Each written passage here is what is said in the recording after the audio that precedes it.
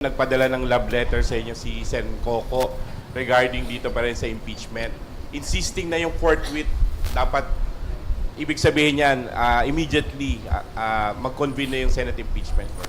Nasagot niyo na po ba yung... Hindi sinasabing immediately mag-convene. Wala sa konstitusyon yun. Ang nakalagay, shall proceed with trial forthwith. Pero kay Senator Coco mismo nanggaling, di ba? Nung in-interview niyo siya pag-file ng impeachment, hindi na aabot dahil magsasagutan pa din eh.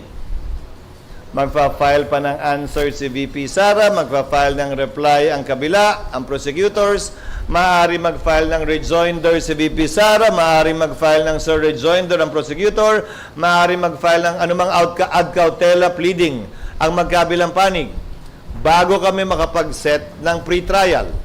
Sang-ayon sa rules of court na suppletorily applicable sa amin, pre-trial shall be set no more than 30 days from the time the issues have been joined and the last pleading has been filed. Kaya tinawag na pre-trial, hindi pa trial yon.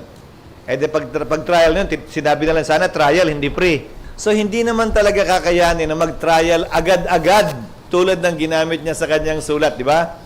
But nevertheless, I respect Senator Pimentel as a lawyer and I know he's a bar top-notcher, so we will nevertheless refer this matter to the Senate Rules Committee and to the legal team that the Senate is slowly but surely building up in connection with this case para naman matimbang at makonsidera yung kanyang suggestion. Forthwith, within the bounds of law, illegal na mag-convene ako ngayon dahil wala kaming sesyon. Ayokong madaliin dahil nag-relax ang Kamara ng 2 buwan tapos mamadaliin kami ngayon. Pangatlo, bakit iba ang pagtrato ko sa kaso ni VP Sara sa pagtrato ng Senado noon sa mga naunang impeachment? Na nung may recess ang Senado, nag-recess ang Senado. Hindi nag-convene ng recess. Tinuloy nung nakapag-convene na ng may sesyon, tinuloy sa recess, pero hindi nagsimula, inintay matapos ang recess. Baka mamaya may reklamo na naman galing sa kampo niya. Naika nga, minamadali ito. Kung papakinggan ko yung mga gustong ma-impeach si VP Sara, at gagawin ko yan, magre-reklamo naman yung kabila na minamadali talaga ito.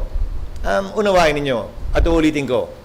Baliwala sa akin at hindi bali sa akin ang anumang opinyon o suwestyon o pagtulak ng mga partisano, pabor o kontra sa impeachment, pabor o kontra kay VP Sara.